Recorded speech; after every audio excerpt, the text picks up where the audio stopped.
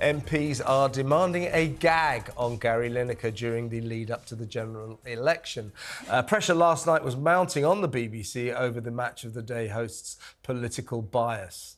I mean, what do you think about this? My feeling is on this is that, there's one thing saying that Gary Lineker is making life for the BBC extremely difficult and the BBC are being very lily-livered about handling him.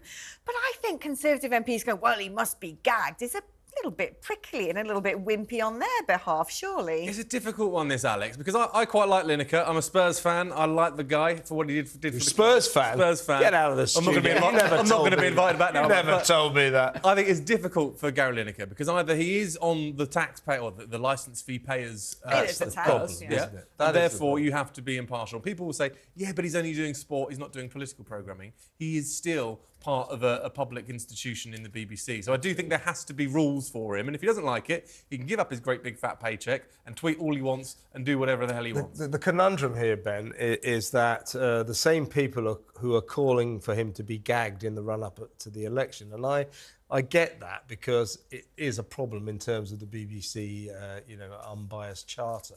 But the same people who are saying that are also calling for him to be sacked because of his social media activity. If he gets sacked, he can do what he likes on the run-up to the election. They should be careful what they wish for. Yes, yes. I'm much better to leave him in the BBC and keep having a crack at his immoral behaviour. I mean, the problem I've got with Gary Lineker, like you, I kind of like him. I used to like him when he kicked the ball around. But every time he opens his mouth now, he sort of offends me, and I'm on the opposite side of the debate from him on virtually everything, if not everything. But I do agree with you, Alex. I think it's a bit... I take your point, Neil, but I think it's a bit... politicians trying to... But he's popular and he's influential. The fact of the matter is, if you like the sort of things Gary Lineker says, you're probably not going to... Actually, probably would vote for the Conservative government because they're not doing anything they promised. But it's not... I don't think it's about to move the needle in the election, he's sports fans. He's an influential person. It goes against...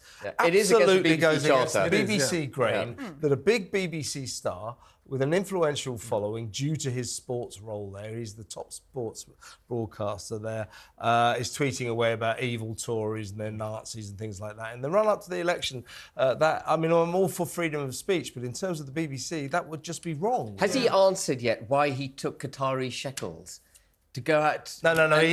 And promote sport with a regime that is anti-trans ideology, that is funding Hamas, that is giving Hamas succour in its state? No, he hasn't. Has he got any... No, he hasn't. No, he hasn't. When we're talking about people taking the money of foreign regimes and connecting it to Hamas, the lawyer's going to love it.